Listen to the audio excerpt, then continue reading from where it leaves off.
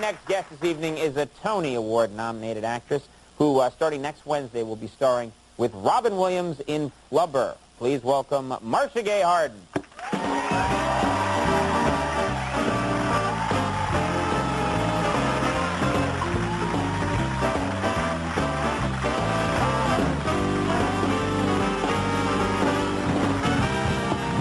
Now, thanks very much for coming on the show. Thanks for having me. There's something I have to ask you about right away, which is I don't really know what the deal is yet, but my segment producer told me earlier today you've met this person before, and I don't remember. I don't know how we met each other. You have no idea where you met me, because if you had, I wouldn't be on the show right now. Okay. I inadvertently threw a glass of water on you at a club. See, people are always throwing things at me, so far this means nothing to me. This could be anywhere in America. But first of all, Conan, I thought you were very petite, because you look petite to me on the television, so I thought you were a petite guy. Wait a minute, I look petite on TV?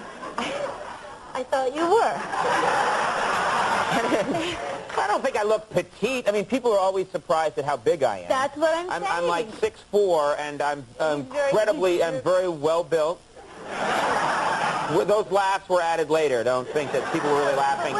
Here's the thing. We were at the Brian Setzer Orchestra. Do you remember a couple months ago you went down? I went to a concert and saw Brian Setzer. Right. I'm a big fan of rockabilly, and I went to see Brian Setzer. I was there with my husband, and we were trying to see the show, and there was this big, like, Hulk standing in front of us, and we couldn't see. And I was like, I wish that guy would just sit down. And we both looked at you, and we thought, he looks a little like Conan. I said, he's not Conan. This guy's huge. Conan's petite. Conan's not petite. Stop saying Conan's petite. So we thought. Like a little girl, kind of. You know? Nellie, Lily. Thanks for, I was worried for a minute, but then you jumped in and saved me, Andy. Yeah. You really helped me out there, Dan, and I appreciate it. That's friends, right? So I wanted you to sit down, and I'm yelling, I wish you would sit down, and the girls behind me, very young and beautiful girls, were yelling, Conan, we love your show, but sit down, and you wouldn't sit down. And I said, they think he's Conan O'Brien. He's not Conan O'Brien. Conan's petite. This guy's huge. And finally, I'm like, I wish he would just sit down. And I had my drink, and my water went flying over on your cashmere, I'm sure, sweater, and you... Yeah. You all know I demand the big bucks here. I've seen cashmere in a catalog. All right, well, go ahead. And you turned around and you looked at me, and my husband said, oh, my God, it's Conan O'Brien. You will never, ever be on his show. Mm-hmm. And you looked right through me, and you looked at the girls behind me. You were like, you want me to sit down? And you walked over to the girls. Oh, really? Yeah. Well, wait a minute. Now, wait a minute. There's a reason for that. I couldn't miss a second of those sweet young melons. And, Max says, no, I really did that. I mean, I'm a very polite person, I believe, when I go out in public. But maybe because you threw water on me, maybe I was a little angry. I don't know. I don't think you even felt it for the melons who you were staring at behind me. No. I was probably giving them advice about something. Stay in school, kids.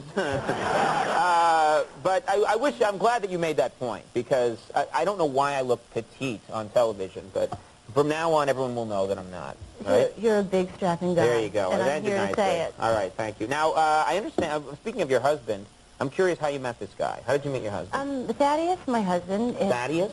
Stop. It gets worse. It gets worse than Thaddeus? You'll see. Thaddeus and I was doing a film called Spitfire Grill in Vermont, and I went to the cafeteria, and there was this beautiful guy, and my body kind of went, it's him, meaning that's the one I'm going to be with. And I went over, and I had my blonde wig on, and he's like, who's the cute blonde chick? And I go over to meet him, and they said, Marcia, this is Thaddeus. And of course I'm like, no way, because my father's name is Thaddeus, my brother's name is Thaddeus, my grandfather's name is Thaddeus. Oh, see, and that's going to get weird. It's going to be a whole... It's not weird. It's sick. And I'm like, forget it. I'm not dating the guy. I can't go out with him. They'll call me Electra. I can't do it.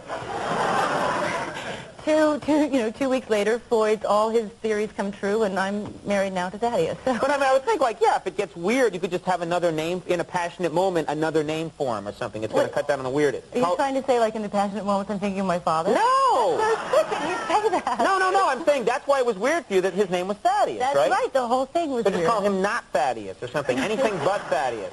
Honey. Yeah.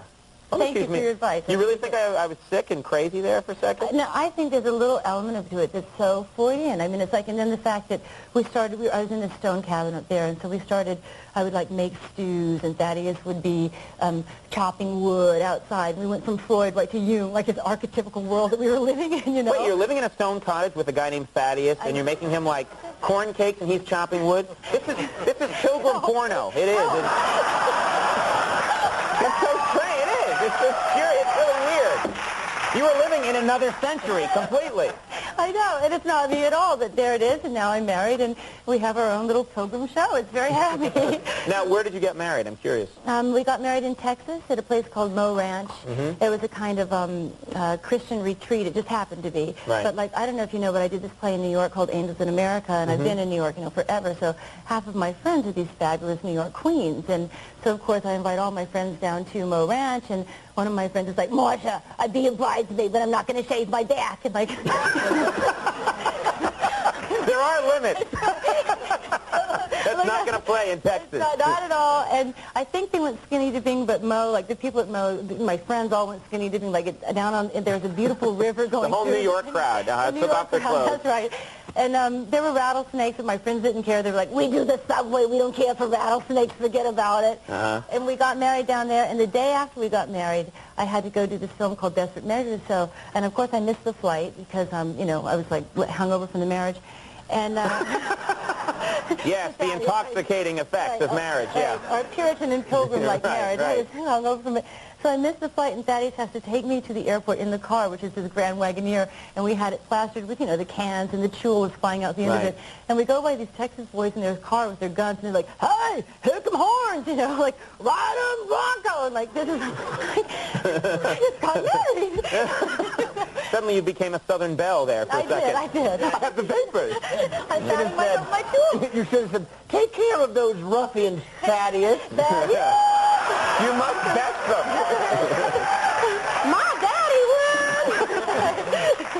would. The movie Flubber, which is coming out soon, that's Wednesday, November 26th. Right. Everyone should watch that movie, and come back and visit us again. Thank you so much. All right, and next time, throw the drink harder. That's the key. All right, Marcia, Harden, everybody. We'll take a break. We'll be right back. First one, you guys, Frank Santarelli.